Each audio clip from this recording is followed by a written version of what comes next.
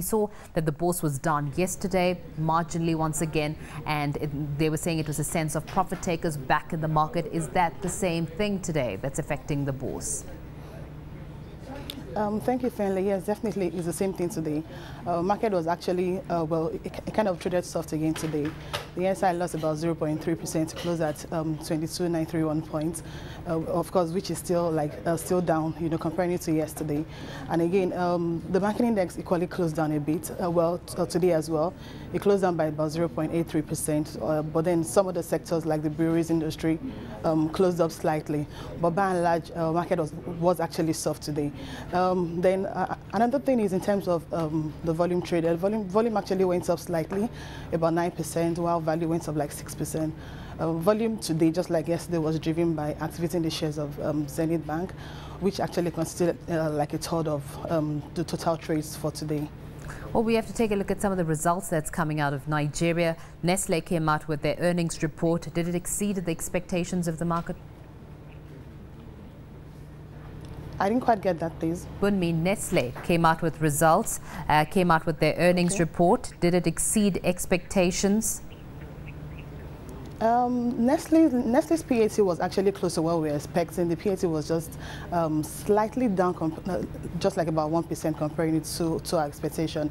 But then the SHF actually exceeded our expectation by about 1 billion. But by and large, it was still in line with our expectation. And their 2009 financial results showed some resilience. What would you attribute that to? The 2009 results for Nestle, you mean? Yeah. Basically, Nestle is still it still has the largest market share in the food and beverages industry.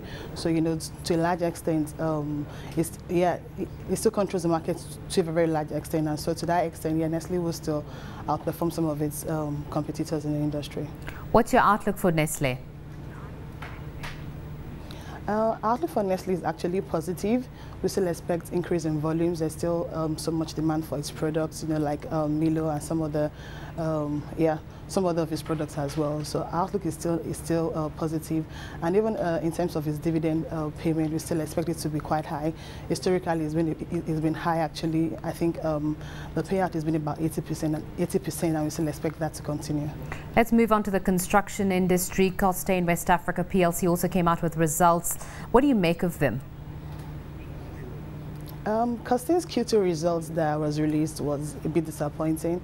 PAT went down by almost 100% to 164 million.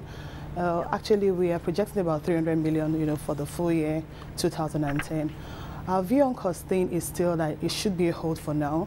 We actually spoke to management some days ago, and currently the turnover level is about 350 million. Management is thinking of increasing it to about 1 billion, and at the moment they have lots of projects lined up. They actually got some projects in the north, some in the Niger Delta, and also in the east. And so on that basis, they're actually looking at increasing their turnover to, say, about $1 billion.